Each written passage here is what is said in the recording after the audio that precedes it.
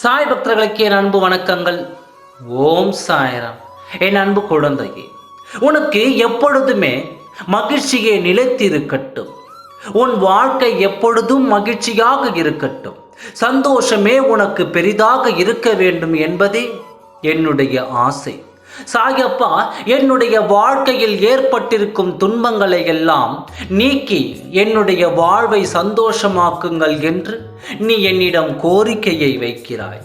உன்னுடைய கோரிக்கையை ஏற்று உன்னுடைய பிரார்த்தனையை நான் நிறைவேற்றப் போகிறேன். சாயப்பா என்னவரை என்னுடன் கொண்டு வந்து சேருங்கள்.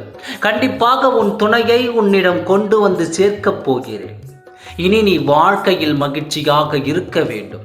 சாயப்பா இதுவரை என் வாழ்வில் நான் பட்ட கஷ்டங்களை போக்கி சந்தோஷத்தை தாருங்கள் என்று உன் மனம் எப்பொழுதெல்லாம் உன் மனம் கேட்க தோன்றுகின்றதோ அப்பொழுதெல்லாம் என் நாமத்தை சொல்லிவிடு.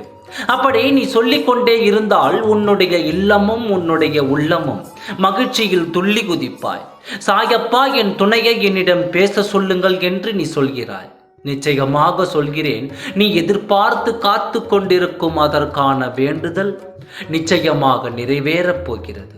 உனக்கானவர் உன்னிடம் பேசுவார். இன்னும் 24 மணி நேரத்தில் உன்னிடம் பேசுவார்.